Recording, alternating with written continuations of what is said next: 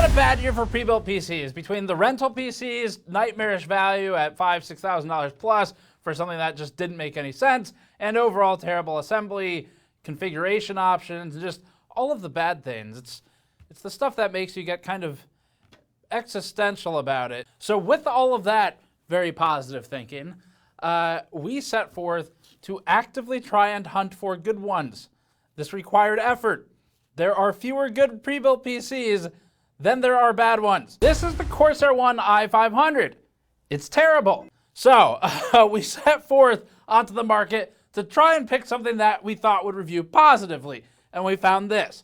This is the Thermaltake Vista 470M. The Vista doesn't have to do with Windows Vista. That was concerning, but we got past that pretty quickly. It has Windows 11, so not as bad. Surprisingly, it's pretty good. They're already applauding at the Thermaltake offices right now. That's it. They've succeeded. It's pretty good. The classic GN award for a pre-built. Right next to, it's better than Dell. So we bought this computer. We spent around $1,700 on it. This system has an AMD 7800X3D, which is already a huge improvement on most of the SIs, which are still embedded with Intel for whatever prehistoric marketing collaborative reason. And it's also priced reasonably. We've never looked at a Thermaltake pre-built before, at least not in a review, but they've been building them for a few years now. This one just launched at the start of October. It's the Vista 470M from the LCGS, or Liquid Cooled Gaming System brand of custom and pre-built PCs from Thermaltake. It's got a reasonable price and mostly good build quality. That mostly is because despite overall great cable management, Thermaltake managed to seriously bend the hell out of one of its RGB connections to the motherboard. Or maybe it's just their solution to the terrible non-locking RGB cable header that we have everywhere. They just made it lock by torquing the hell out of it. The system is also running relatively slow RAM, but sadly, in the pre-built world, these two complaints are pretty minor. And in spite of these two complaints, we actually kind of like this system, which is our third tier of award category for pre-built reviews, the coveted Gamers Nexus We Actually Kind of Like It award. Let's get into the review before Thermaltake completely loses it over how elated they are to hear those words. Before that, this video is brought to you by Thermal Grizzly's Aeronaut and Hydronaut thermal pastes. Aeronaut is Thermal Grizzly's entry-level thermal solution, marketed as resistant to curing and for long-term endurance. Hydronaut is Thermal Grizzly's next step up, targeted for overclocking and higher performance applications. We've used Hydronaut on a lot of our systems internally over the years. You can learn more at the link in the description below. Alright, so marketing is normally completely loaded with memes for these things. Let's start there. Quote, embrace the exhilarating promise of domination, Thermaltake says in a surprisingly tame set of marketing cringe, and that's about it. The rest of the language is pretty normal. Talk of completing a battle station, edge-to-edge glass, which is true, the usual MDF-fueled NVIDIA and AMD branding, and talk of components. Shockingly, the only thing on this page that was worth making fun of was embracing the exhilarating promise of domination. So, once again, for a pre-built, that is shockingly professional. In the past, we've seen Corsair's no fewer than 6 assorted uncompromised claims on a PC that embodied and is the very definition of compromise. So this is good from Thermaltake. And to be fair, it's pretty hard to measure the embracement of exhilarating promise of domination. So we can't really grade them on that. As we write this, Thermaltake is only offering its 470M in the matcha green colorway of the dual chamber View 380 case. There aren't other options if you don't like it, but in the very least, it's a unique color. Pricing for the 470M is pretty good, at least in comparison to some of the more expensive pre-builts that we've looked at over the past year or so. So here's the cost breakdown. We've put together a pricing table we'll get into for you all, and we broke it down based on the pricing of the components around the time we bought the system. So it's not December pricing, but it's around when we bought it, because that's the fair comparison here. And this does not reflect the absolute newest prices in December, but a lot of those are temporary anyway, and it still looks pretty good for Thermaltake. So there's only about $100 of upcharge over DIY parts cost with equivalent parts, with usual fluctuations of the DIY market, of course, considered here. We think that's completely reasonable, especially if you value saving time, or you just can't build a computer, or it's not for you, and you don't want to support your family member or your friend who is buying a computer and you want it to be handled elsewhere. So about $100 for that. Now at the depths of the sales, you might find around $200 to $250 in there, but even that is a pretty good price. Starforge was typically around $400 to $650 cost over DIY, most commonly $450, with iBuyPower and CyberPower typically in the $100 to $400 range over DIY, depending on model. As always, you could find greater savings by totally swapping out some of the parts for cheaper ones, but we try to compare the exact part-for-part list in some of these pricing tables. Now, it's not perfect. The launch of the 9800X3D does sort of cast a shadow over the 7800X3D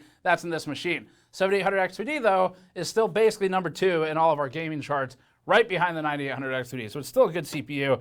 It is no longer the best, though, and because the 9800X3D is around the price that the 78X3D used to be, it does make the value a little less good or favorable for Thermaltake, but still pretty good overall. The DDR5 5600 RAM is also unfortunately a terrible choice, given the sweet spot for AM5s at 6,000 or so, and it's essentially universally compatible across all the current CPUs, and it doesn't even really cost more at this point to get better RAM. The pricing's similar. Now, Thermaltake accidentally benefits from X3D here, where because of the extra cache in a lot of games, the CPU itself will make up for that memory speed deficit, and we've seen that in our testing, where the slower memory speeds really hurt the non-X3D parts a lot more than the X3D parts. Makes sense. They don't need to go out to memory as much. The motherboard and the power supply are at the sort of lower end, but they don't cross over into truly cheap territory. Also, since it's 850 watts, the possibility of a future GPU upgrade is there. And because you would own this computer, unlike NZXT's nightmarish dystopian hellscape that it envisions with its rental program, you could upgrade it with anything at any time you want. The ASRock B650M-C is a commercial variant of a consumer board, and that's what's in the Thermaltake Prebuilt here. Thankfully, it has a publicly accessible support page with publicly accessible BIOS and drivers. This is a huge improvement over what we've seen in the past with other brands, including Corsair, using commercial variant semi-custom boards without any public BIOS maintenance. So overall, the part selection and the pricing are a lot better than other pre-builts we've looked at this year. It's a good start. Let's get into the teardown, and then we'll talk about the performance, power, acoustics, and some of the packaging and accessories. All right, now we're gonna do the teardown. This should be about the easiest possible teardown because we didn't have a lot of problems with this computer in general. So they've got this one screw here just to hold it in place when shipping, which is good. Pop off the other side. Oh, that's very clean. Look at that. This is incredibly clean. So it's a non-modular power supply, which means they have to really do some extra work on the cable management. This is incredibly clean. Look at that. If I were them, this is where I would hide the rat's nest if I had one. So let's just see if that's what they did. They did shove all the unused cables down here. I mean, they got to go somewhere that makes sense. It's not obstructing anything. They've got a looks like a RGB centipede in here. So we've got the RGB to RGB to RGB to RGB to RGB to RGB. So there's a lot of red, green, and blue LED headers in here. And then they have all of their fan headers down here connected into the extensions, running to the front side, and then just power. So I'll raise this, and then we will look at the interior of the computer. So overall, clean assembly. We're going to take this fully apart and look at it. The only thing jumping out at me is something I think we've already mentioned at this point, which is this RGB header. We saw that one just through the glass. That doesn't look like shipping to me. That looks like it got tugged when they were cable managing it. Now it works, but still not great. Either way though, if that's the only complaint we have, then that's really not bad for a pre-built, so especially because it actually still works. So that's interesting. This is actually one of the shittier 12-volt high power. It's 450 watt, so it's not a 600.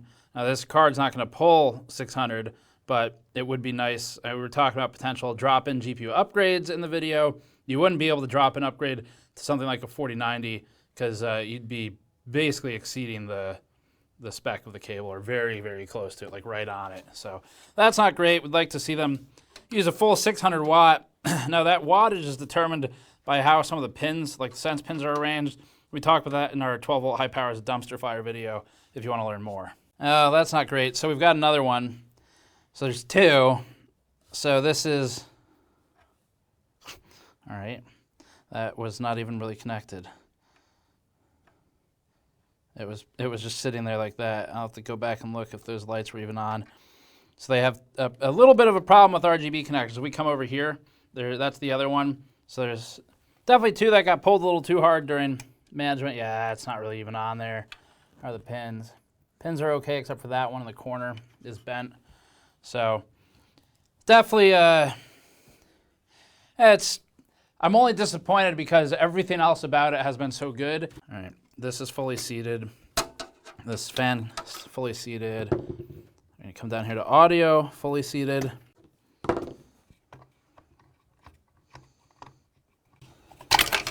Okay, paste is okay. I mean, thermally it was completely fine in our testing. You can see a really high force contact right there, right where the dies, the CCDs are. My critique would be I'd like to see this corner used. I'm gonna try and take the board out. No loose screws yet.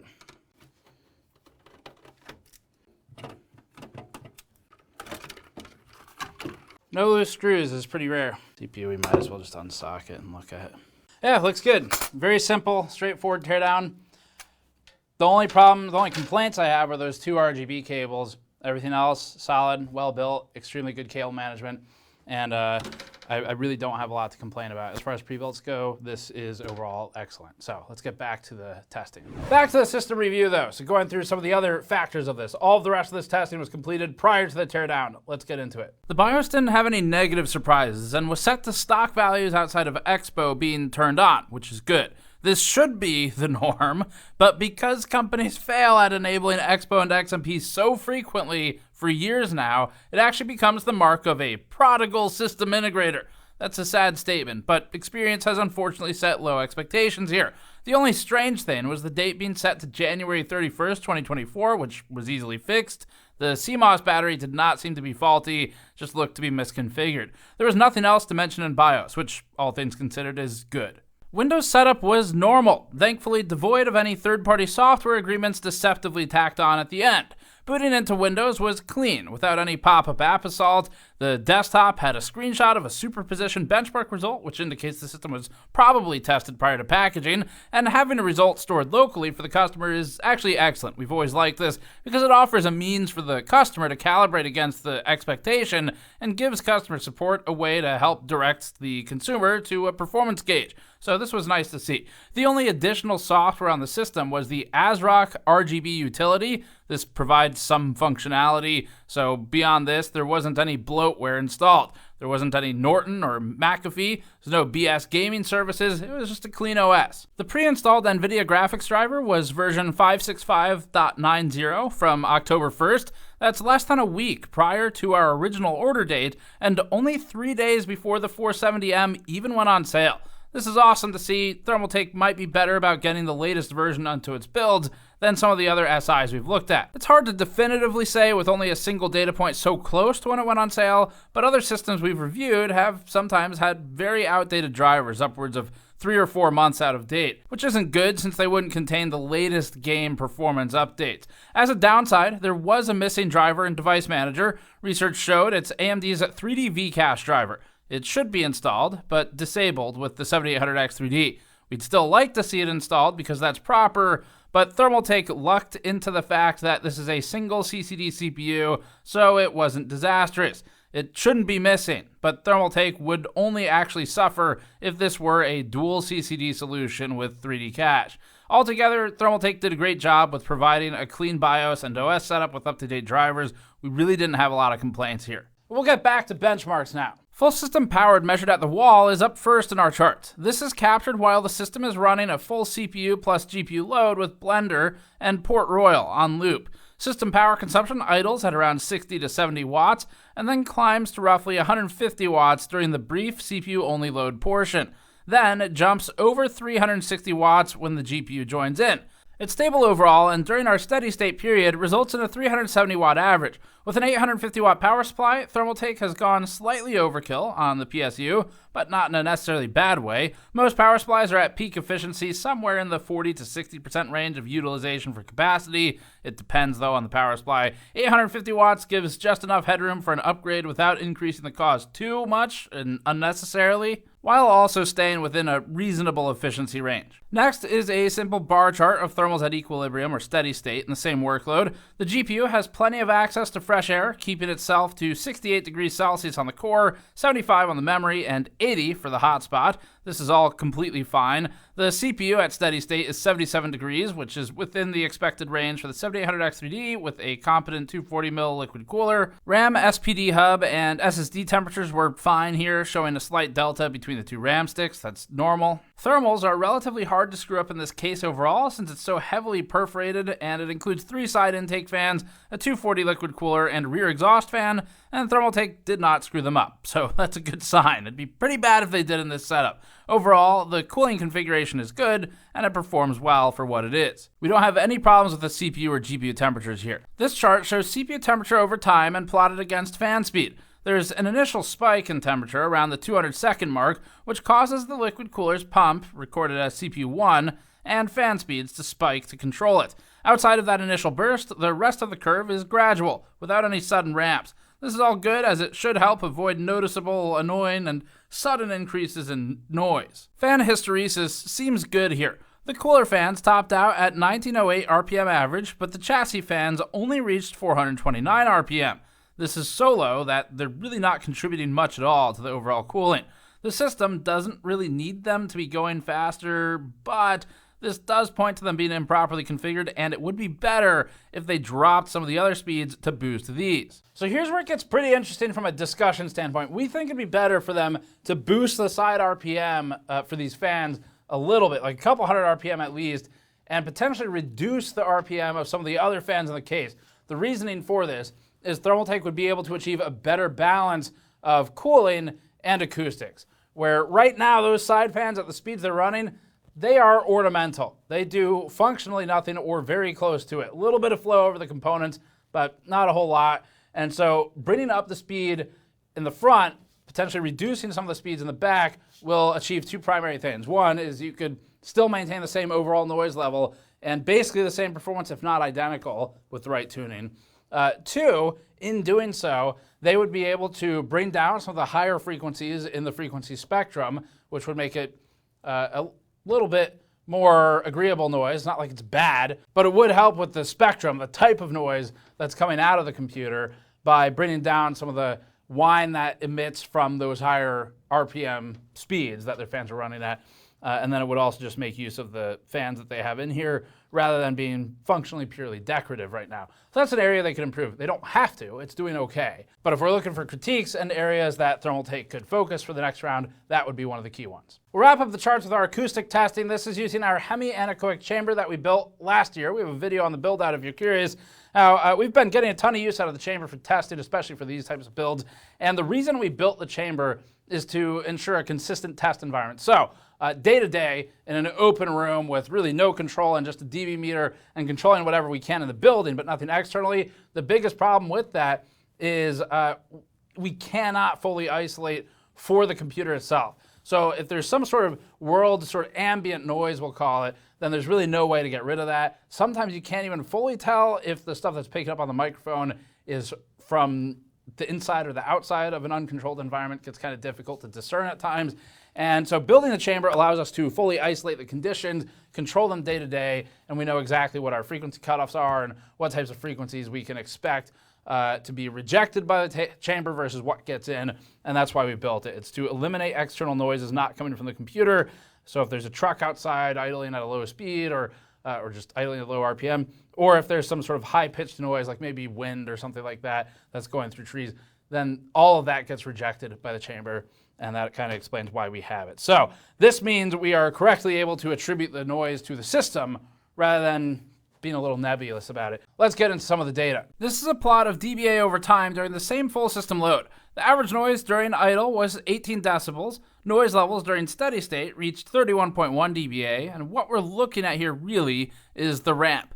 Thermaltake's system ramped to full noise levels over a period of about 10 minutes, which is actually great. This means that Thermaltake isn't unnecessarily rapidly ramping and deramping the fans other than that initial spike, which is normal there. It's utilizing time to slowly increase that last leg of the fan speeds to their loudest levels. This would help control noise levels during spikier workloads, where if you're going to load it for a minute, you don't really need it at full blast. Here's a quick frequency spectrum plot with the data collected in our acoustic chamber. The Thermaltake 470M under steady state full load had its largest spikes at 223 and 380 Hz frequencies, followed by a dip, and then another small spike at 500 Hz. Overall, this noise profile is fine.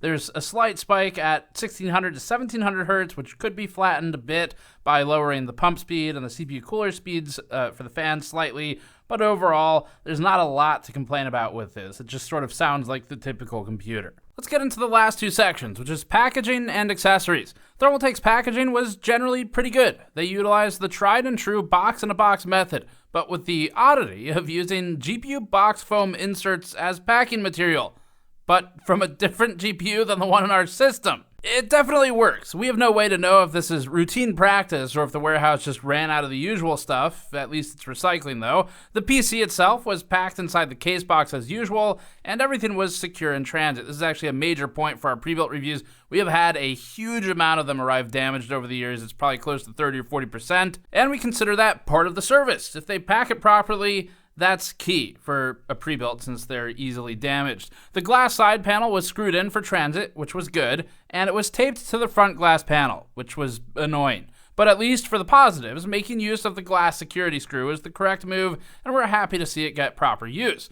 There was a QR code linking for instructions on how to remove the side panel. This is a bit strange since it's a lot of extra steps to get to the answer. Technically this works, but a simple instructional pictograph would be a lot better since they're already printing and applying a sticker for the QR code anyway. It's kind of a roundabout and annoying way of conveying a message in the same space as the code itself. Most users are going to ignore it and just try without scanning a code, but at least it's pretty simple. The inside of the case was well packed with a mixture of both closed cell and expanding foams. Thermaltake did an adequate job of protecting the system during shipping, and ours did not sustain any shipping damage, so we were overall happy with how this was packed. Now for accessories. The included quick start guide provides an actually helpful primer for setup, especially for novices. Step 1 clearly instructs the user to plug the monitor into the GPU and not the motherboard, which should help prevent the number one easy mistake.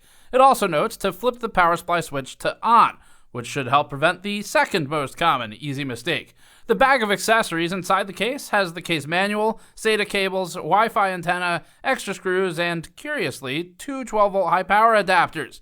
Maybe it's an extra in case one of them catches on fire. One of them is the official NVIDIA adapter that probably came with the 4070 Super, and the other one is a mismatched white that just looks bad. Nothing in the build is white themed. We assume this was just an accidental inclusion. Including the native NVIDIA adapter, the black one, is good though, as there are a lot of reasons a user might want it in the future. Keeping the card's accessories with the card is the right move, and we're happy to see it. Some SIs just throw out the extras, which could minimally pose issues for a second-hand resale when done with the system. So Thermaltake's doing the right thing here. We're not sure if this is better or worse than the used Sharpie Pro that we got from NZXT. We didn't end up mentioning that in the NZXT video because it didn't matter compared to the utter train wreck that Flex is, but we actually got sent a used Sharpie Pro Edition in the accessory box. Maybe it's a trap, so they can charge us for the entire cost of the computer if we don't include the Sharpie when we return the NZXT Flex, but at least in reference to this, Thermaltake's looking pretty good.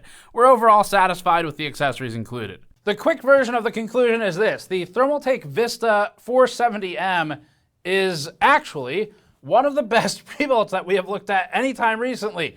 Starforge is one of the only ones that's kind of hit that bar. Several years ago, Main Gear with the Vibe, that was in 2022, also was kind of in this category where the upcharge was actually relatively minimal for that one at the time. And the build quality, the value for the Vibe was good, and we're seeing that here too with the Vista 470M. So upcharge over DIY, is about $100 for the time we purchased the computer. Today, in the best situations, you might be able to get it for like $250 cheaper. If you start swapping parts entirely for non-like-for-like parts, obviously a totally different scenario, and you can go play around with that configuration if you want, but that's not how we review the pre-builts. We look at how much are they charging over the parts that they include, and in this situation, the value is pretty good. It's competitive with some of the other SIs. iBuyPower and CyberPower tend to be the next ones who are the cheapest, and then companies, again, like StarForge, typically main gear, but not always, as seen with the Vibe, they get into a higher percentage charge over DIY cost. So Thermaltake's at the lower end, which is nice to see given the overall build quality. Part selection we thought made sense overall, outside of one thing, which is the slower DDR5 5600, matching a still excellent and efficient last gen X3D CPU with the upper to mid-range 4070 Super. It ends up being a good build. Thermaltake also doesn't back the user into any corners with something like a proprietary motherboard or proprietary front panel connectors, things that don't get regular BIOS updates, problems like that. They avoid all of that by using pretty standard parts, which is also great to see. It is all complete standardized components. The 850 watt power supply leaves overhead for a GPU upgrade down the road. And now that the 9800 X3D is out for about the same price, we'd of course like to see Thermaltake update this with that CPU. It's still in very high demand. It appears to be not in a steady supply yet. So more likely what happens is the 78 X3Ds become more viable for system integrators who act as a channel to sort of purge older inventory while users wait for 98 X3Ds.